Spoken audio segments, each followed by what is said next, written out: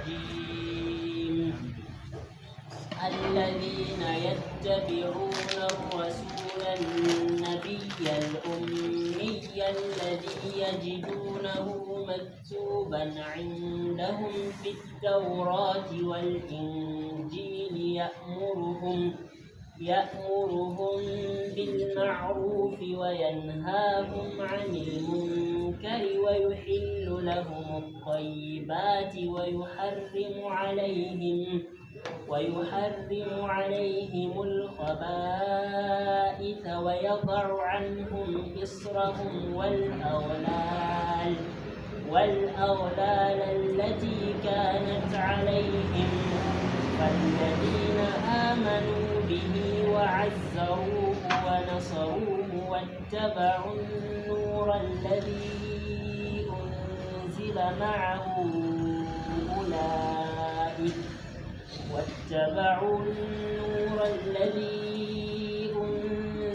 معه أولئك هم المفلحون. أعوذ بالله من الشيطان الرجيم. بسم الله الرحمن الرحيم. الحمد لله رب العالمين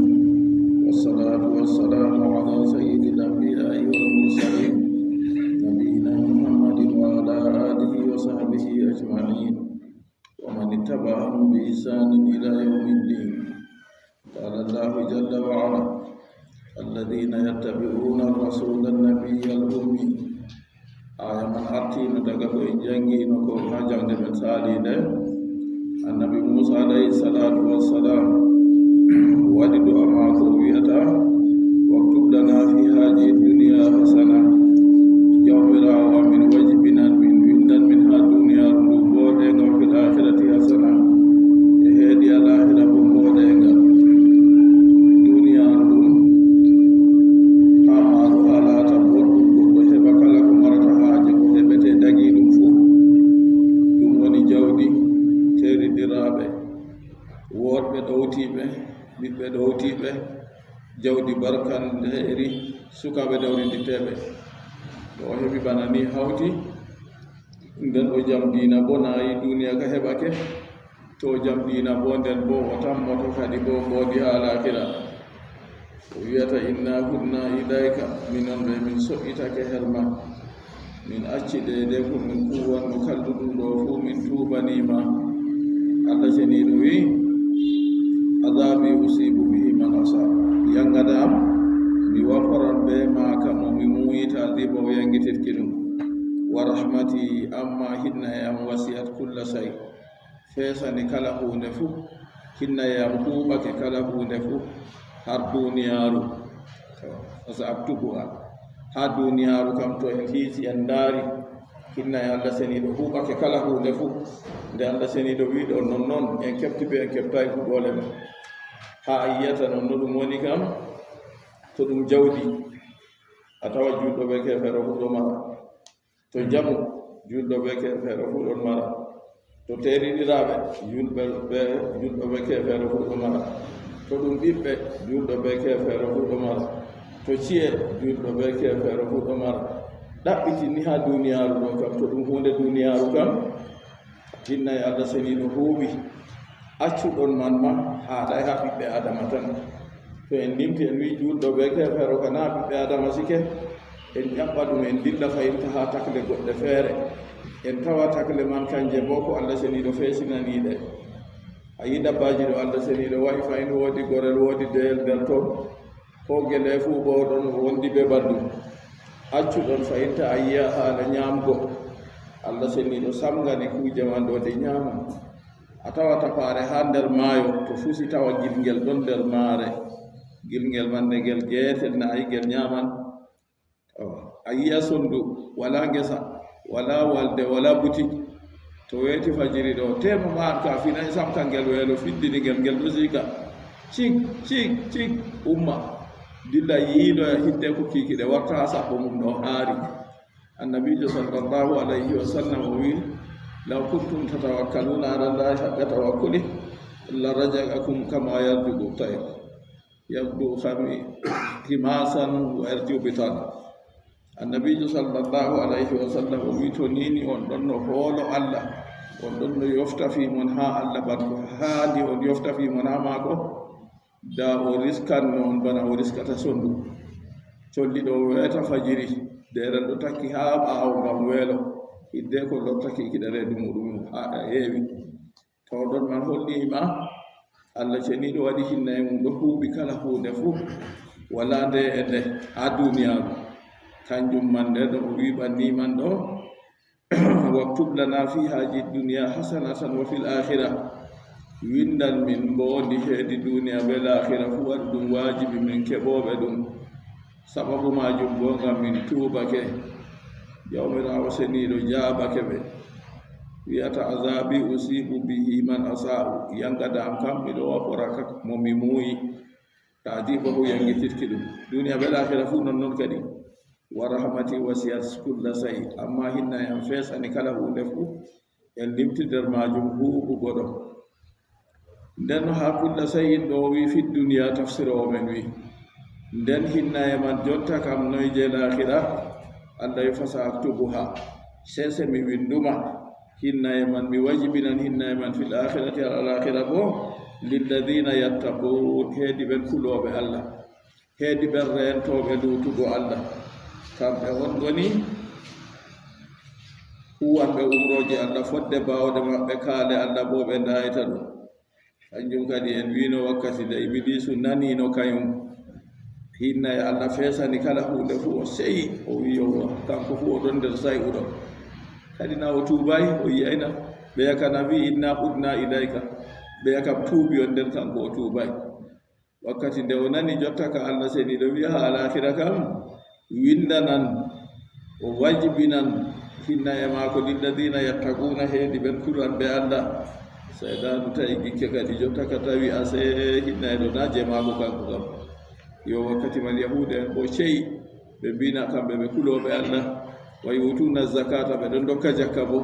allah seniɗo wi hinna e man ha l'akhira o windanan kuloɓe mo nden dokkoɓe jakka walladina hum bi ayatina yuminun ɓen nuɗɗinan ɓe ayaji amin ɓe nuɗɗina ayaje ɗe daga ɗe jippa e ɓe to ɗe jippi fuu har ɗon se taskitoɗen boɗɗum dey al imanu bil qadari hayrihi wa sharrihi imanu to a fuɗɗi daga arande muɗum kam al imanu malaikajo nde wartino sura ɓi adama o jami annabijo muhammad sallallahu alayhi wa sallam nde o wiya muhammad akhbirni anil islam annabijo sallallahu alayhi wa sallam limtanimo darange islam a jowi al islamu an tashhada an la ilaha illa allah anna muhammadan rasulullah wa tuqima as-salata wa tuti az-zakata wa tasuma ramadan wa tahujja al-bayta in istata'ta ilayhi sabila hadith wal andirtengol hadith jibril nde o jami annabijo o wiyata an muhammad yeccam ko woni islam nabijo sallallahu alayhi wa sallam wimo islama seeɗa deweteɗo wala sey allah muhammadu nelaɗo allah a ɓoosa julde a hokka jakka a suuma lewru suuma a hijja suudu to a woodi bawɗe tan faago e maaru qala sadakt malaikajo go wi annabijo a gonɗi ɗum goɗɗo on o wardi ɗo suura mi adama oɗo ɓorni jumsa mako daneje tan gasa mako ɗo ɓale hakkurum o jooɗori ɓe annabijo o ƴami ɗum islama taw annabijo jaabake mo o wi annabijo a gonɗi manunu kattaɓe radi allahu an pilluɗo hadise o wi min hayɗini goɗɗo o oɗo ƴama annabijo oɗo gonɗinam ko woni ka efa kam ƴamowo ka anda on no gonɗinowo bona anduɗo e moye on ni ƴamata annabijo wiyamo hunde nder o wiya annabijo a gonɗi bo nayi ka efa kam waɗi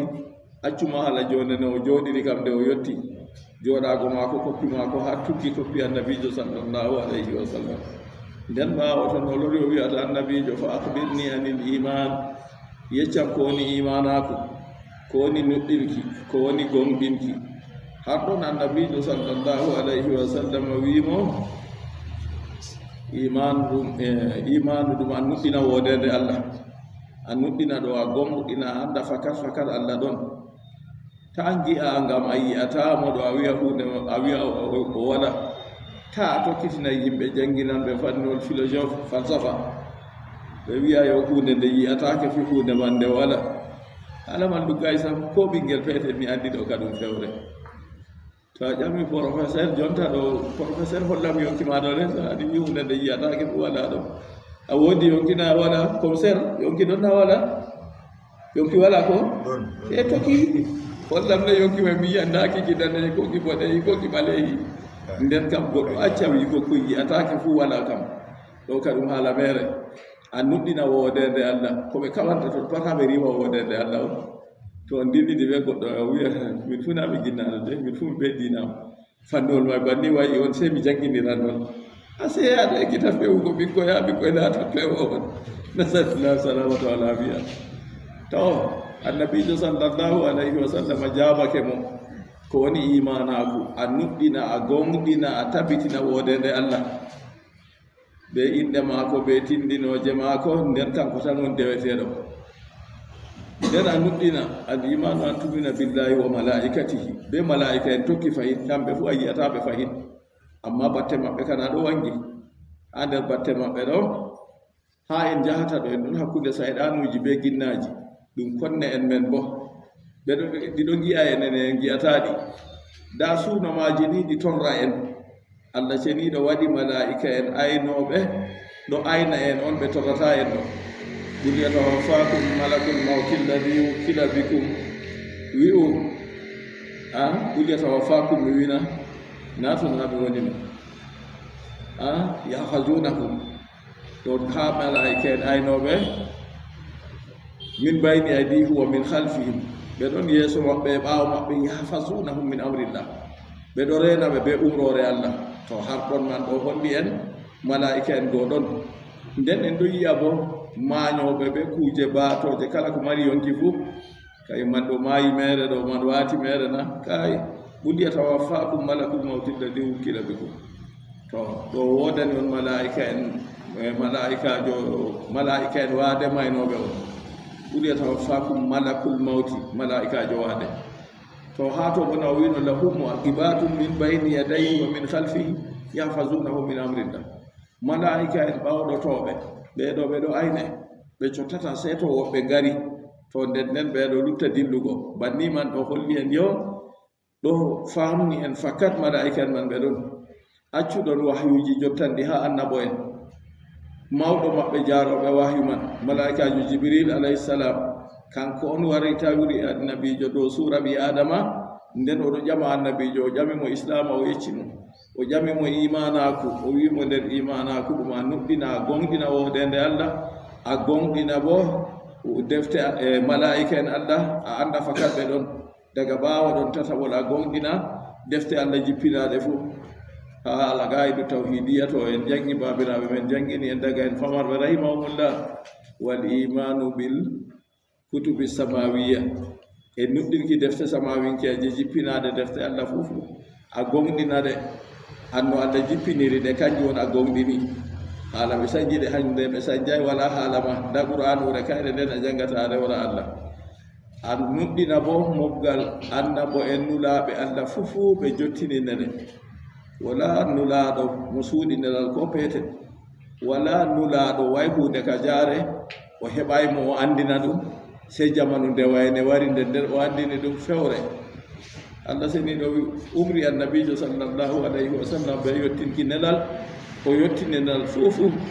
cheikhu ousmane wi nulaɗo ɗum suuɗata wallahi nulaɗo ɗum suuɗata ko jarra ko anna o yottini nelal ɗo wala ko ɗumti ko ɗumejum mo wi annabojo nulaɗo suuɗi nelal yottinayi on man o fewni annabojo man nder kaw nuɗɗinaymo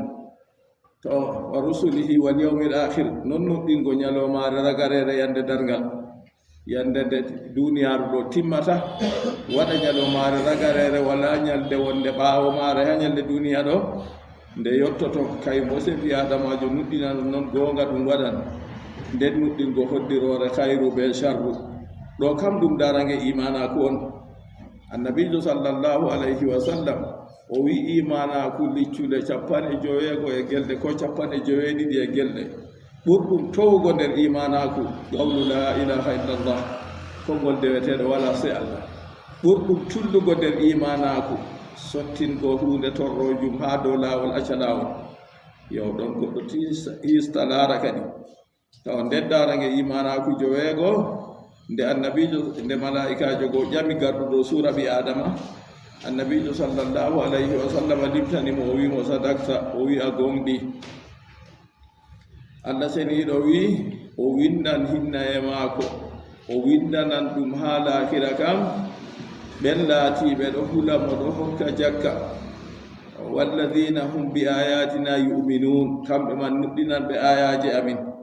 yo nden kam ha walladina hum bi ayatina yuminun ɗo mawɗum man ha ton darange imanaku joweego ɗo ɗe tawe nden ɓi adamajo taska laara kadi ɓaawo ɗon kala ko heɓimo balla ko o heɓi fuu oɗon nuɗɗini o andi nder hoddirore allah imanaku mako go wona ton o heɓi boɗɗum malla boɗɗum heɓi mo o heɓi kalluɗum malla kalluɗum heɓi mo fo anda nder no oɗo nuɗɗini oɗo gonɗini nder hoddirore allah go amma kadi to kalluɗum o yawan kadi o tuuba o ɗaɓɓita boɗɗum to boɗɗum o heɓi bo o yetta allah seniɗo ngam o heɓa allah moƴƴina mo allah ɓesdana mo la in shakartum la azidannakum tawa kamɓe man ɗo ɗum ɓe tindinoje ɗe allah seniɗo limti ɗo allah seniɗo wi ɓe o windanta hinna e maako alahira ɗo ɓe laatan ɓe ɗo kuɗa mo ɓe laatan ɓe dokkoɓe jakka ɓe laatan ɓe ɗon nuɗɗini bo ayaje maako ha jotta timmayde tindinoje maɓɓe damiyaɗo en darino o wi alladina ɓen yattabi'una rasula tokkan ɓe nulaɗo annabiya annabijo ɓe tokkan nulaɗo annabijo ɓe nuɗɗinanmo kanko man ɗo ɓaawo to nini o nelama ɓe nanino habaru maako daga o nelaka nden ɓaawo to o nelama bo ɓe nuɗɗinanmo to ɓe nuɗɗinimo bo noy nden ka ɓe huudan be sariya maako wa arada anna allaha qala li musa o wi o muñi ha ɗo warada joni kadi allah seniɗo wi annabi musa aj'alu laka al arda masjidan wa tahuran tusalluna haysu adrakatkum salah mi waɗanan on lesdi ndi fufumari ndi juulirde ndi senortendi ha pellel wakkati tawi on fuu on juula ko ndiyam wala on tamoto ko kanisaru wala ton on juula wa as'alukum takra'una tawrata an zahri qalbin mi waɗan on bo on janga deftere tawreta ɗo on dursonde ya fajuha rajulu wal mar'atu gorko be debbo fuu dursande mi waɗana on banni accuka non wal hurru wal abdu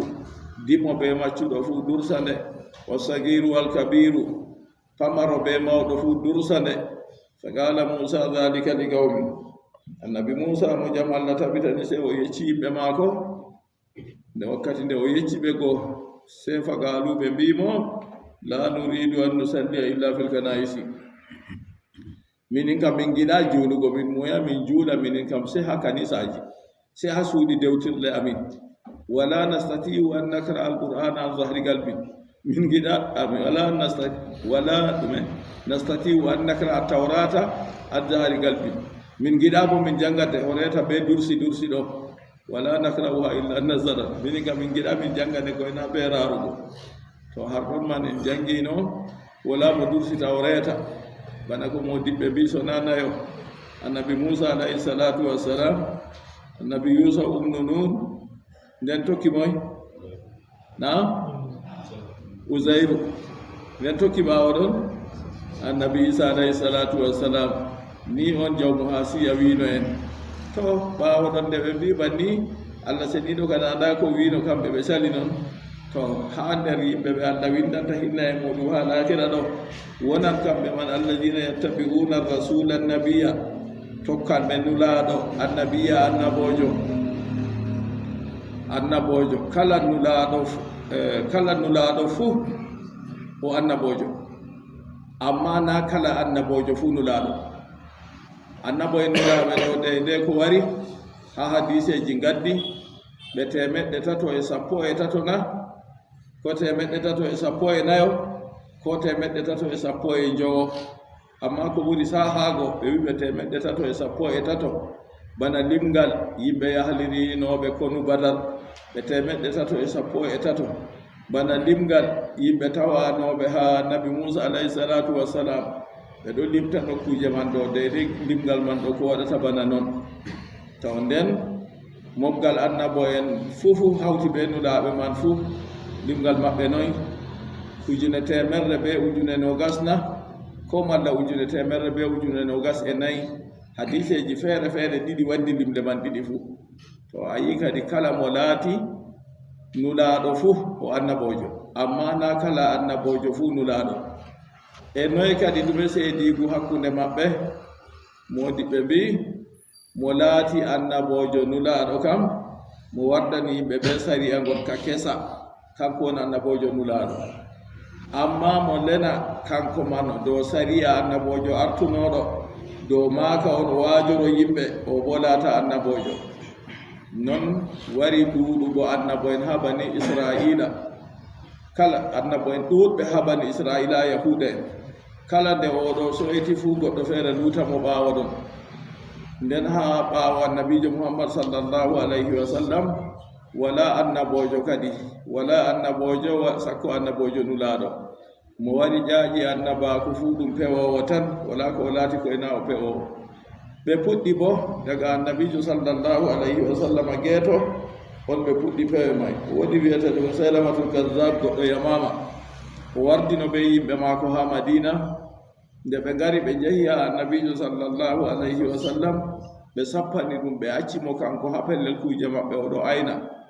annabijo sallllahu alayhi wa sallam ƴami ɓe habaru maako ɓe mbi oɗo ayna kuuje maɓɓe annabijo wi o laataki bo kanko ɓurata on sarri kam nde o nani kalimawol go o wita nde o hoti se o windani annabijo patake on o wiyata muhammadu en kawtama ha leddi jotta kam min be ma en nelaɓe on on woodi reta leddi min bo mi woodi reta leddi amma gura sinko en yimɓe ɓe ngala adilaku ɗo ɗerewol nulaaɗo on ɗon annabijo sallllahu alayhi wa sallam winditinimo kanko ko wino min musailamati rasulillahi o windiri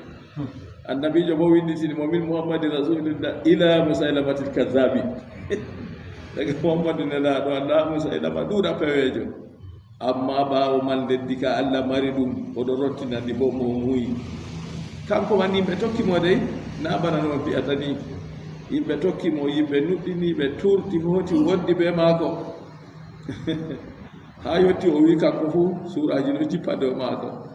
o jooɗo o meggina non noon yimɓeji wimo kayya takalifuji islam defnitaakiji islama ɗuuɗi torule malaikajo hoynana min seeɗa o jooɗi o meggini ni waybana nde ɓe yeccinomo annabijo to hiɗo wara ko sirwa siriwgo neeɓi o wi burikta ayuhal malak burikta ayuhal malak o wi malaikajo a barkiɗinama malaikajo a barkiɗinama o wi malaikajo waddinimo na jippinanimo suura on jotta kam ɗo wolwa haala rewɓe والطاهنات طانا والخابجات خبزا والشاربات خمرا نانا فوري useni to nandi be qur'an o fi namoɓe kurori tamsoɓe tamseje jaroɓe mbal ɗoy qur'an jippiɗo maako ha ɗo o wi addifda maddifda lalma atukaddirina walattina tufarigin o wi fabru a andi ko woni fabru fabruɗo seedata be ndiyam e buddinta ndiyam seedata bo be loope a yi iri kalimaji maako ɗi nanguintaake sappo o mayri ke feraku dey o heɓayi silmugo daga jaman annabijo sallllahu alayhi wa sallam on ɓe puɗɗi fewugo annabijo sallllahu alayhi wa sallam wi pewoɓe waɗan ndede ko waɗata 3 ɓe fuu maɓɓe ɓe tammi warugo nda arandejo maɓɓe musailamatul kazzab ha jamanu maako ha debbo fuu ɗon nder maɓɓe kay fuu wi kay fuu annabojo amma nde o yiiɗi ɓe musailama ka accu kadi ta jamu ko waɗi jotta ka annabojo pewowo gorko ɓe annabojo pewowo debbo hawri ɓe pewoɓe ka na hanndi ko ɓe huwata to jotta ka mo ɗumani o wiwoy o teyimo to ɗon man ko waddi ɗo ngam dalila allah seniɗo wolwi haa ɗo alladina yattabi'una rasula nabiya on nona alladina yattabi'una tokkoɓe arrasula nulaaɗo annabiya annabijo to arrasulu nabi nden ha mursalugo en winoɓe win annabo en nulaaɓe ɗo ɓe 113 kongol ɓuri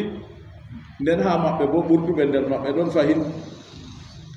ɓurduɓe nder annabo en nulaaɓe man bo en jowo allah seniɗo ɓurni ɓe muhammadu ibrahimu musa kalimuhu wa isa wa nuhun ulul azmi fa'alami. Nden nder jogo bo muhammad sallallahu alayhi wa sallam ɓuri ɓe fuu maɓɓe kadi allah seniɗo be hikima muɗum ha takle muɗum be sariya muɗum. ɓen gooɓe allah seniɗo windata hinna e mum ha lahira ɗo ɓesdi fahinta kamɓe man ɗo ɓe tokkowo an nulaɗo annabojo al umma binnejo on man ɗo ɗum moy kanko woni muhammad sallallahu alayhi wa sallam. e ko inni mo ummiyu alladi la yakra'u wa la yaktubu. ɓe wi ko wiyete ummiyu kam goɗɗo mo jangata windata. o annabijo sallallahu alayhi wa sallam to a winde hunde a hokkimo anda jangugo, nonnon bo to a wimo winda bo o wawata windugo. yimɓe ko ngam woɓɓe feere wi ɓaawo ɗon kam allah waɗini mo mujija o hefti non may fuu bo, amma ni konngol ko ɓuri saahugo. o anda windugo, o anda jangugo binda ɗum. nden qur'an wari jippi dow maako wari ɓuri jangoɓe be bindoɓe man fuu. yo ko wiyete al ummiyu ɗo alladi la yakra'u wa la yaktubu. nasabu nusiba on non o lencitama to jotta kam immadil ummi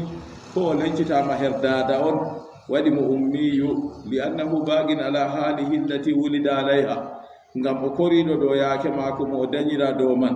ummiyu wato lencitaɗo her dada. to ɗo ɗum konngol gotol. konngol feere wi ko wimo ummiyu kam aw malla bo li ummil qura, o lencitirama ha dada gure. jiiɗo gure woni makka, wa hiya makkatum li kawnihi wulida biha, ngam laataki maako o dañama ha nder wuro makka. to konngol feere bo wi banni. ɓen man tokkoɓe jotta kana wari laaɓi asey jotta kam yahuda en goo to ni ɓe tokkaki annabijo muhammad sallallahu alayhi wa sallam, nden kana kamɓe on allah windanta hinna e alahira goo. amma hertaka be leñol kaja walla dina kaja ha ko moye mo tokki annabijo muhammad sallallahu alayhi wa sallam fuu kam bindanteɗo hinna e allah ha lahira kadi. accuka non ma to ɓe ɗon no nuɗɗini annabojo mo ɓe gondi ɓe mum, nden muhammad sallallahu alayhi wa sallam lenama ɓe woni ɓe nuɗɗinimo, to nden ka ɓe heɓa barjari ɗiɗi: barjari tokkugo annabojo oya be barjari tokkugo annabojo mo ɓe hewti jonta. non goɗɗo ɗo mari jeyaɗo muɗum korɗo muɗum, o jangini korɗo go, o neyi ɗum nedi mbondi, o rimdini korɗo mako go, o te'i ɗum, kanko fo heɓa barjariji ɗiɗi. non goɗɗo maraɗo ɗum maccuɗo ko korɗo, o ɗowtani yimɓe ɓe marimo, o ɗowtani allah seniɗo mo tagimo, ɗon bo kanko bo heɓan barjariji ɗiɗi. abu hurayra radiyallahu anhu o wi kanko sona ngam jaggango dada mako, o yelino kanko o maaya o maccuɗo ngam dalila ko o nani ɗum go barjari majum. ha fina tawa maraɗo kanjumanno ɗum waɗata se hoddirore allah. to a fini a tawi a maraɗo bo yo a muña kadi a anda ɗum hoddirore allah. amma sababu maral na itti jotta kam. yimɓe islama ka mbi to a yi hunde sabbibina ɗum ittini sababu bo itti. sababu maral kam ɗum ɗume? ɗum jihadi. moy hande ɓamtata balmol muɗum ngam yahi ƴewni yimɓe gare rewe allah goto ɓe sali nden oɗo haɓa ɓe maɓɓe, goɗɗo man woda. to ɓe ɗo kaɓani haala duniyaru maɓɓe tan. nasalullah salamata wal afiya. to alladina ɓen woni kadi jotta kamɓe allah seniɗo windanta hinna e muɗum ha lahira. allah wangini kadi alladina yattabi'una rasula, kamɓe woni tokkanɓe nulaɗo annabiya annabijo al ummi umma binnejo. kanko man ɗum moy muhammad sallallahu alayhi wa sallam. muhammadu man bo no ɓe keftirta mo, allah wi alladi yajidunahu, on mo ɓe tawata ɗum maktuban indahum, o windaɗo her maɓɓe fi tawrati wal injili. ha deftere tawreta be injila fuu ɓe tawan ɗo windi bismihi be inde maako wa sifati e tindinore maako. jonta ka to ɓe giɗi heɓa hinna e allah kana se ɓe tokkota. e noyi jotta kam ɓe tawirta inde maako be tindinore maako fu windi ha deftere tawreta be injila. ay min kawnihi muhammadan wulida bi makka wa hajara ila al madina yaqbalu al hadiya wa yaruddu sadaga. tindinoje go dey ha deftere tawreta be injila fu ɓe tawan annabojo man kanko ɗo inde maako muhammad, nden bo o dañama ha makka, o feran bo o hota wuro madina,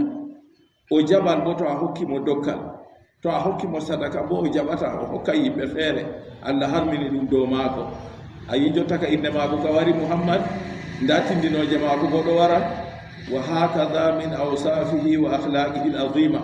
nonnoon fayitta ɗon nder tindinoje maako e gikkuji maako mawɗi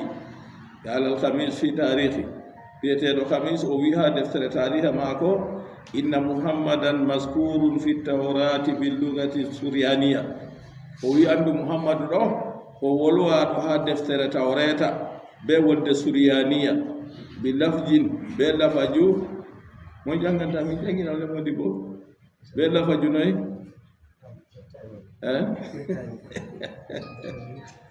bi lafjin be lafaju o wi al muhammana bi dammil mimi al mu be turuko mimi wa sukunin nuni al munhammana o wi wa sukunin nuni wa fathil ha'i wa kasril mimi thaniya wa ba'daha nunun musaddada ba'daha alifun do na wolde arabiya o wi ma be wolde suryaniya on inde maako tawama non al muhammana al muhamna noy janganam de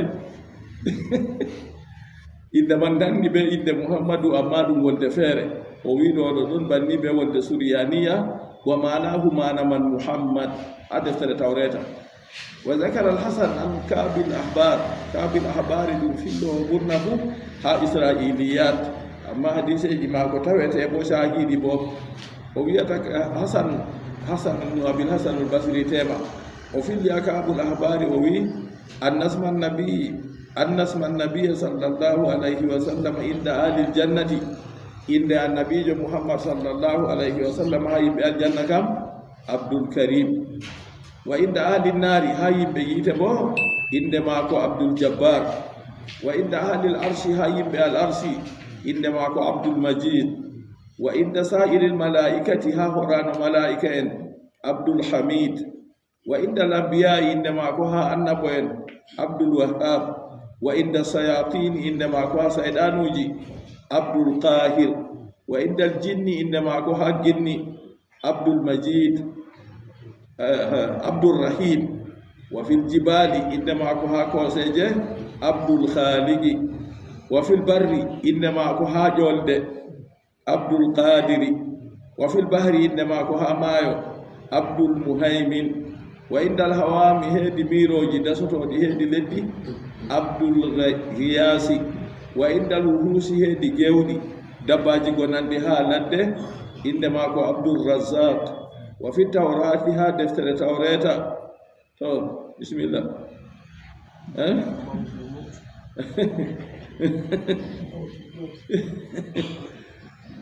mujarwiju inde maako ha deftere tawreta wa fi linjili ha deftere linjila taba inde maako banni taw wa fi suhufi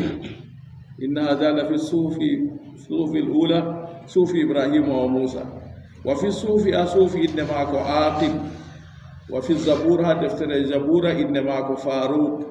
wa inda allahi taha wa muhammad sallallahu alayhi wa sallam o wi intaha bi hurufihi hempidiri be karfeje muɗum to o wi ɓe tawan inde maako ɗo windi ha deftere tawreta be linjila fu wari ha deftere tawreta ko linjila mbiyanmi kam ya ayuha nabiyu inna arsalnaka mubassiran wa najiran wa hirzan lil ummiyin anta abdi sammaytuka almutawakkil to ɗo wari banni nden ɓe wari ɓe tarjamni ɗum ɗon banni man ɗo tabiti ngam ha yimɓe anda fakat ɗum wari defte linjila ɓurna ɗe bolwi inde maako fuu ɓe suuɗi ɗe ɓe ñukkini ɗe defte anajil man ɓurna maaje ɗe nayi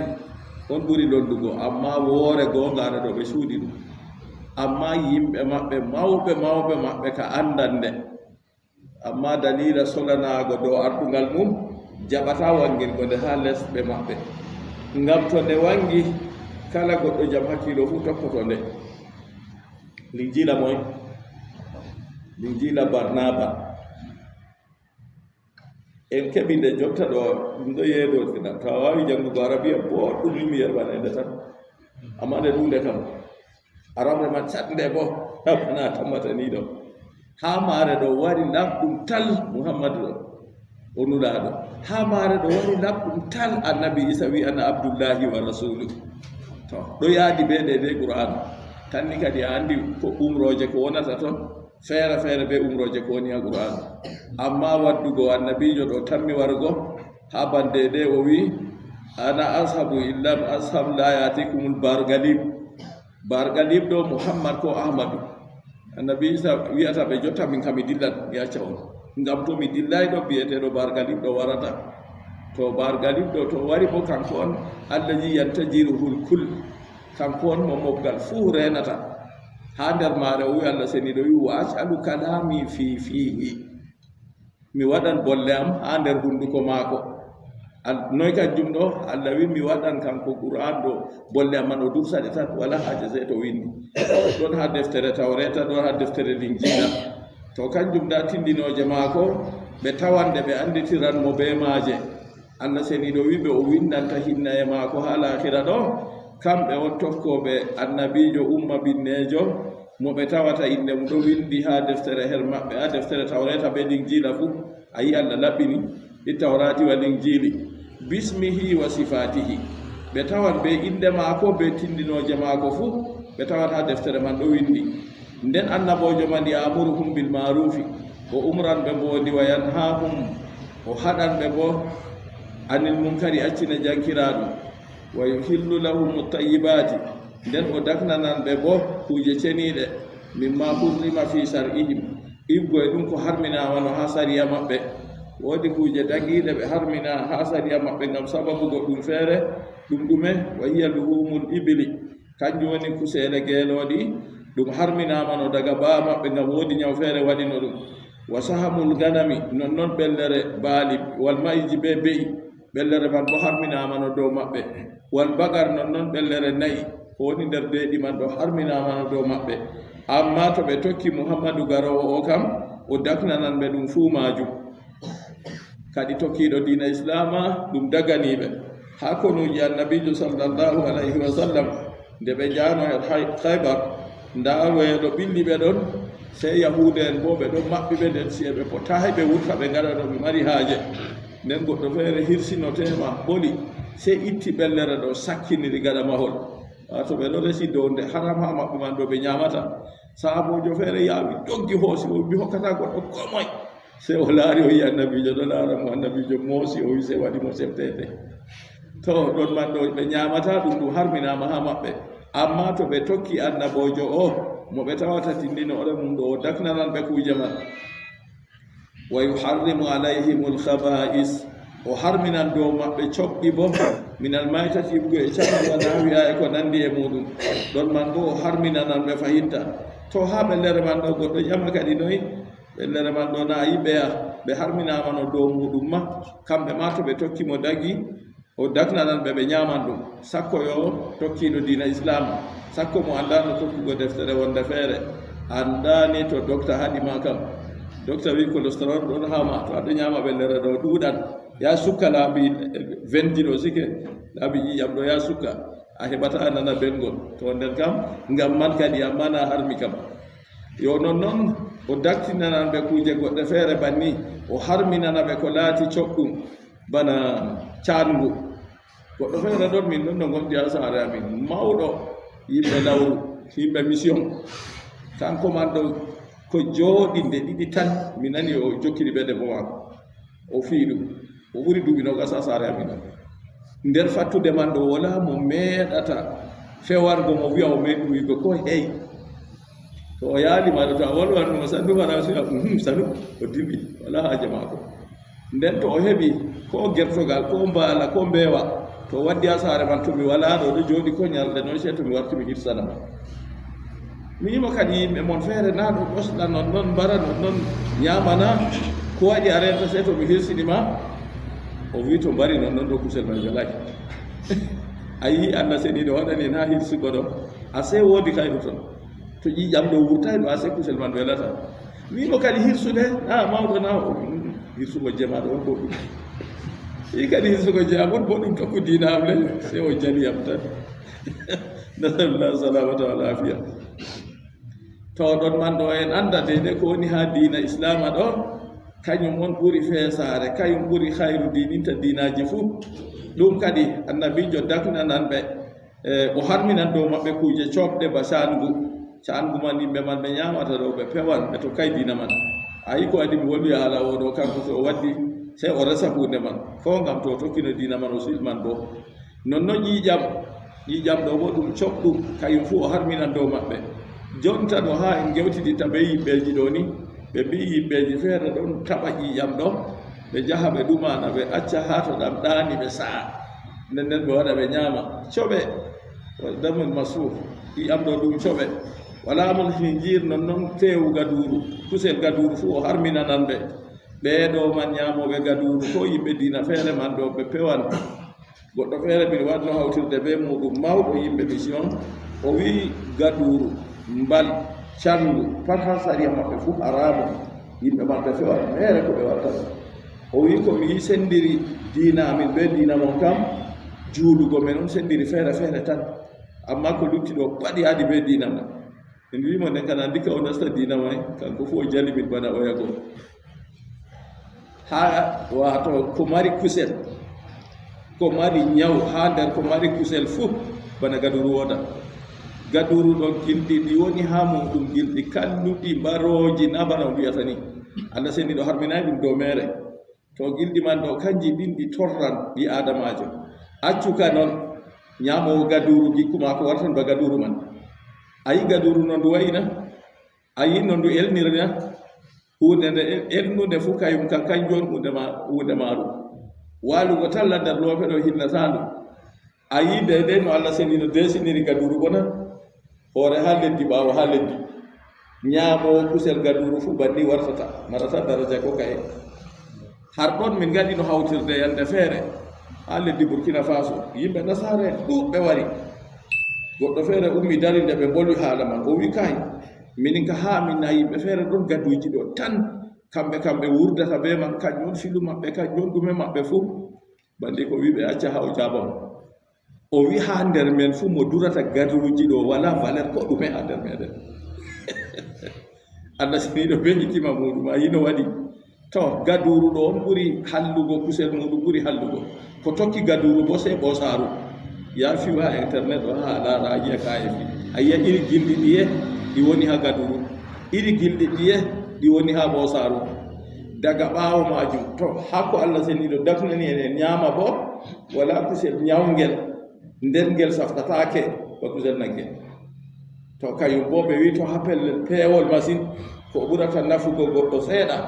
kusel man ɗo to ñamdal ngel be citta on ɗo yiya yimɓeji feere ɗo watta ngel taw ɗo bo laaru ha deftere ɗiɓɓu nabawi a tawan ɓe woɗi haala man banni nden kusele ɗe ɓurata nafugo yimɓe ɗe torrata yimɓe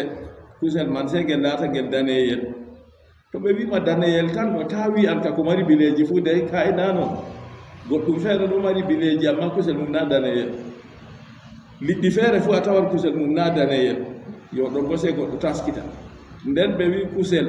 ha ɓandu nagge fuu kayum bo ko ɓurata nafugo ɓandu goɗɗo bana ɗum ɓe wiyata ɗume liguyel ɗo kam yiɗi sukaɓe ɗo ka addangel sen sey to a wiɓe miskile to amma ko luttiɗo torraji ɗuɗi hen mum ɓe wi ko ɓurata en nafugo enen ngam ɓurna fu kusel man ɗo en waɗa nen defa ɓe haakoji ɗo en ñamina haakoji ɗum on mbarata toke kusel man ha meɗen kusel to goɗɗo duumi ñamugo ngel a tawa o saybat warta yande o heɓa ngel o welnata yande o heɓa ngel bo gikkuma ko hallan fahin kanjum jotta kam goɗɗo sendirta be man kanjum ko nafata yimɓe allah seniɗo tagani yimɓe ñamduji feere feere nden kam ɓe wi o ñaama ɗum yaake feere bo o hoyna o ñaama goɗɗum feere to ɓe tokki annabojo man nonnoon o harminan dow maɓɓe alkaba isa coɓɗi minan maytatiɓgo e cangu wona wiya e ko nandi e muɗum cangu may be ko nandi e muɗum ɗo en wi bana ƴiƴam to hirsi hunde ƴiƴam tuufojam ɗo na se to hirsi tan to woodi balmande ha waɗi ha ɓandu hunde ƴiƴam gurtojam man ɗo kanjam dam coɓe nonnoon kusel gaduru kayum bo ɗum harmi ha andi ma sakko ha fulɓe kam to goɗɗo wima hunde ba cangu gaduru ka halas heƴi kadi ɗo kam wala ko ɓuri gaɗa man. Annabijo man ɗo to ɓe tokkimo o harminanan ɓe kuuje ɗe, nden wa yadaw anhum israhum, o liɓan o accina ɓe teddele maɓɓe, sigalahum teddele maɓɓe, wal aglala e lunduɗe asadaid saɗirmaji allati kanat alayhim laatinoɗi dow maɓɓe, kamɓe yahude en ko Allah seniɗo wanno dow maɓɓe baɗume ka gaɗlin nafsi bawargo nafsu fi tawrati a deftere tawreta, wa gaɗɗi e tayki asari najasati batte coɓe, ɗon ka fuu to ɓe tokki annabojo goo ɓe keɓan ɗo kam fuu kadi o dagnana ɓe o ustina ɓe sariya man Allah seniɗo ittan ɗum ɗum wonata ha sariya islama. Ha o wi ka gaɗli nafsi ɗo wa ta'yinil qisasi fil gaɗli e seefaago baatagal heedi wargo ha sariya maɓɓe. To goɗɗo bari goɗɗo wala hokkugo diya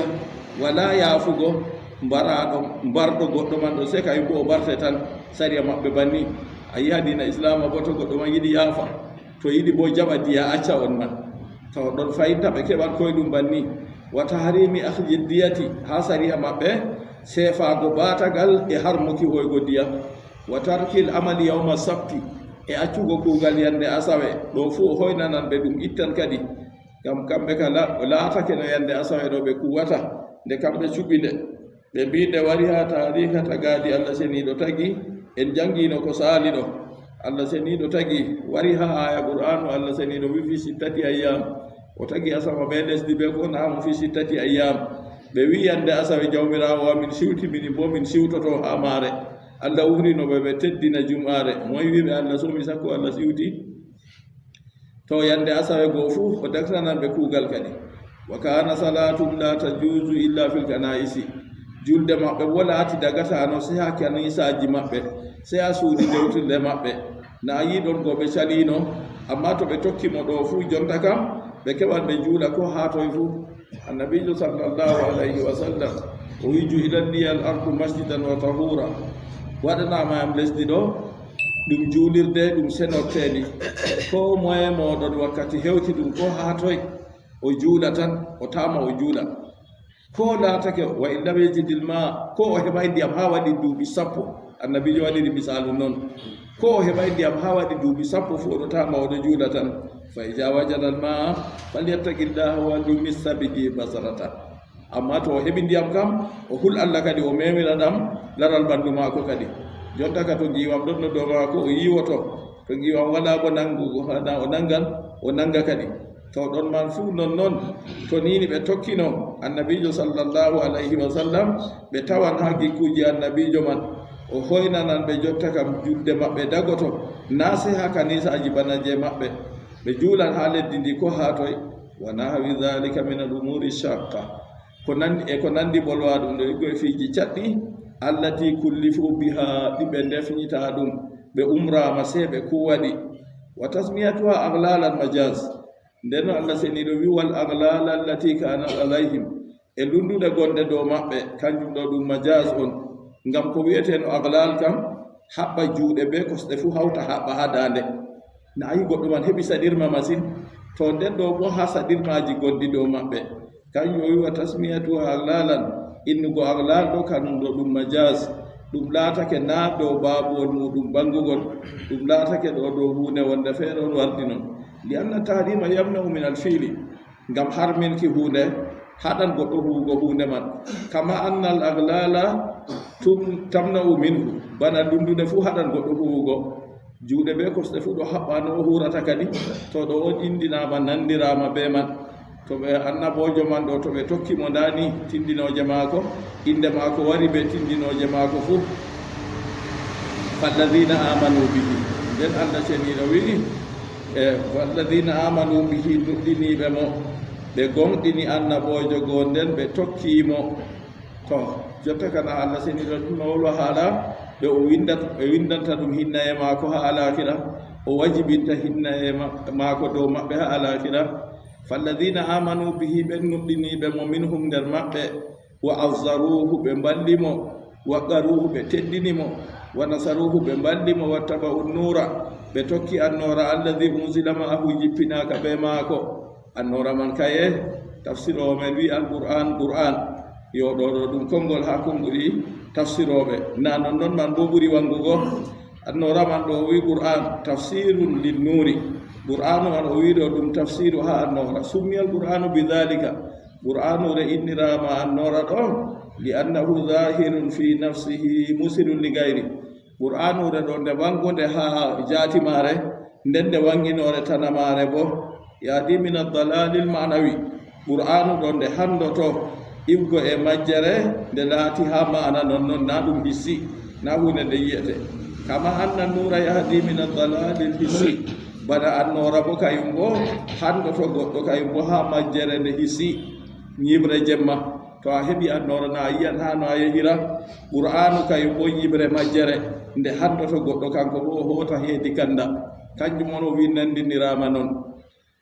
qur'anu re nde nde ɗo mari inɗe mare ha nder mare modiɓɓe anduɓe qur'anu ɓe wi ko ɓurata bana inɗe 50 to ha ɗo fu ɗum inde mare on annur man ɗo to nden nden ɓe ɗo tokki kamɓe man ɗo annur wa nasaru wattaba'u nura ɓe tokki annora alladi unsila maahu jippinaka be maako ay qur'anure annabijo sallallahu alayhi wa sallam o wi mi acci her mon kuuje ɗiɗi on majjoyta to ni on tokki ɗe kanjum woni qur'anu be hadiseji maako ulaika humul muflihun allah seni ɗo wi ulaika ɓe yatonma humul muflihuna kamɓe goni tiniɓe ulaika ɓe yatonma humul muflihuna kamɓe gon tiniɓe almawsufuna bi hajihi sifati tindinoraɓe ɓe tindinoje ɗe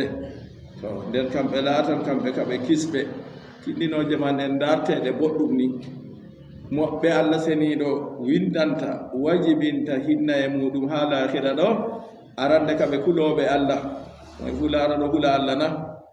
malla to ɗo wondi be yimɓe on kulo allah to ferwi feere mum geddo allah malla to ñalowma on kulo allah to jemma be ñibre waɗi geddo allah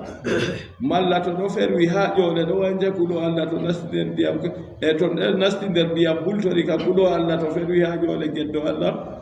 malla to talakajo kulo allah to jayniti ka geddo allah malla to kanko man o laati o umreteɗo kulo allah to laati kanko on umrowo ka o geddo allah moy fu andi no woni ɓe hoore mum arande kam tindinore maɓɓe ɓe kuloɓe allah nden wo yutuna zakata ɓeɗen dokka jakka an derɗirawo julɗo ko allah riskima ɗo aɗo hokka jakka man bandede no umrirana aɗo hokka dede dokketeɓe manna ɗo bo moy fu na andi to nden fayinta o wi walladina hum bi ayatina yuminun nuɗɗinanɓe tindinore tatabre nuɗɗinanɓe ayaji amin darrage iman ha ku joweego fo aɗo nuɗɗinina hoddirore allah seniɗo hayru be sarru fu to jipporima aɗo nuɗɗini aɗo gogɗini a andi allah on hoddirina to nini laati sarru a muñan gam a heɓa mbarjarina to ɗum hayru bo a yettan gam a heɓa allah ɓesdanena nden o wi alladina yattabi'una rasula nabiya al ummiya tindinore nayabre sike ɓe tokkoto annabojo nulaɗo umma binnejo en ɗo tokkimo bandede no hani tokkirego kadi na nda ɓe tawan tindinore mako ɗo windi ha deftere tawreta be linjila fu o umran bondi o haɗan hallede nden ka jotta ka umroje mako o umrata boɗɗum en ɗo tokkina e kaale mako ɗo o hay ko laati kalluɗum en ɗo ɗaytina nden wa hillu lahum tayyibati oɗo dagnana ɓe ceniɗi ko laati o wi en ceni ɗum dagi ɗum en ɗo haɓɓi ɗum ceni ɗum dagi ɗum en ɗo kutinirana o harminan dow maɓɓe bo ko laati coɓɗum kadi ɗon man bo ko laati o wi en haramun bo en andi ɗum haramun ngam man en daytake ɗum na wa yadaw anhum israhum o liɓan teddere gonɗe dow maɓɓe bo o accina ɓe wal aglal na yahude en goo wolwananno ko laati dow maɓɓe nden nde o limti kuuje goo nda ko annabojo goo mo tokkimo no wonata nda kanko ko o tammi hango yimɓe goo ɓe haatoto umroje ɗe o umrata ɓe o umrititto nden o wi falladina amanu bihi ɓen nuɗɗiniɓe mo nder maɓɓe yahude en goo wa azzaruhu ɓe teddinimo wa nasaruhu ɓe ballimo en ɗo balla dina allah na wattaba'u nura alladi unzila ma'ahu ɓe tokki annora allah kan jippina kawtade ɓe mako on qur'anu reman en ɗo tokkinde na en ɗo janngana en ɗo paamana en ɗo hutinira ɓe ko ramare sike to nder ka ulaika humul muflihun nda ɓe ɗo bayɓe banni tindiniraɓe ɓe tindinoje ɗe kamɓe gonata tiniɓe to yahude en goni kadi ɗi fuu maaji a heɓata gootol ngol yahudajo tokki ko gootol jotta karatinayego dayiɓe na ɗum kamɓe kadi qul ya ayuha nnas قل يا أيها الناس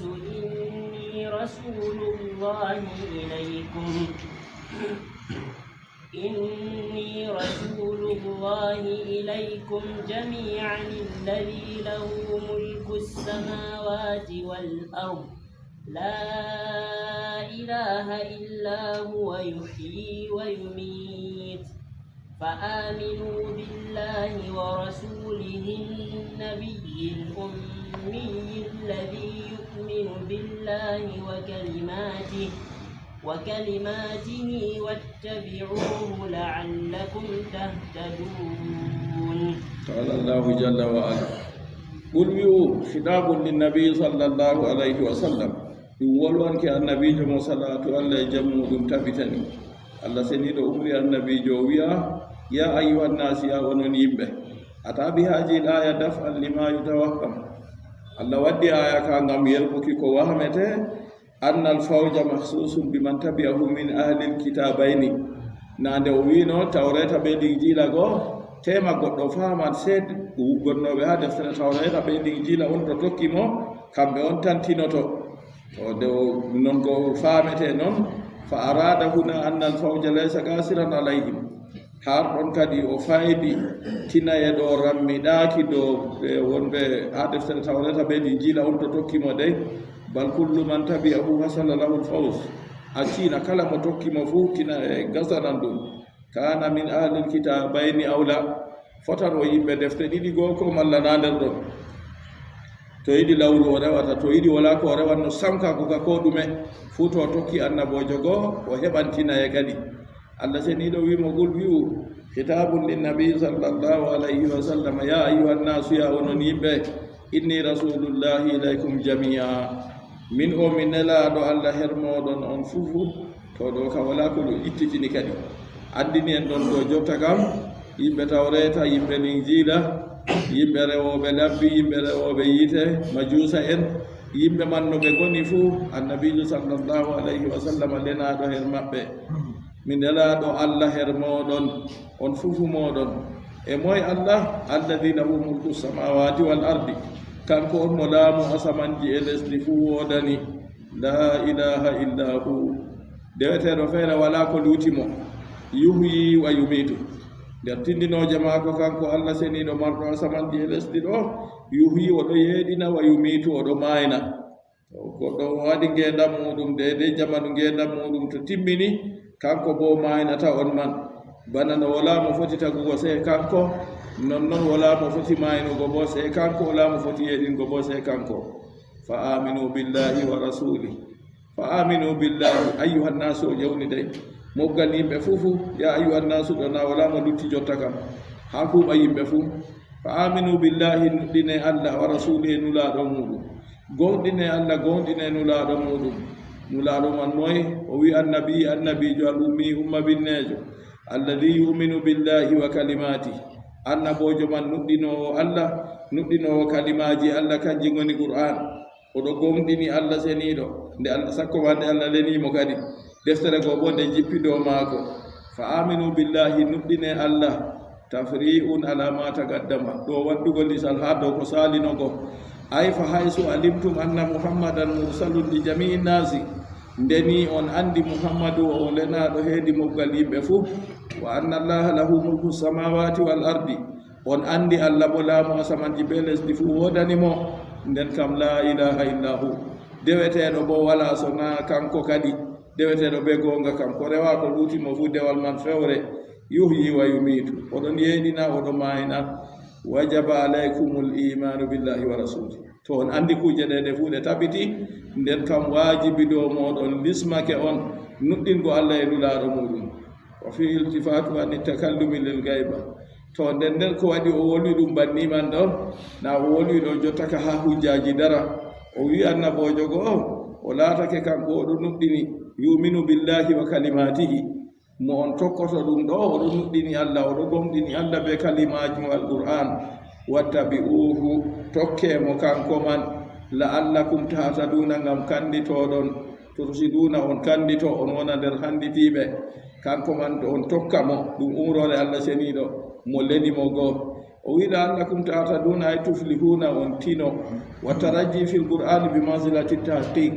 to a nani wa taraji tammuki wari ha qur'anu na on mbiya la annakum tahtaduna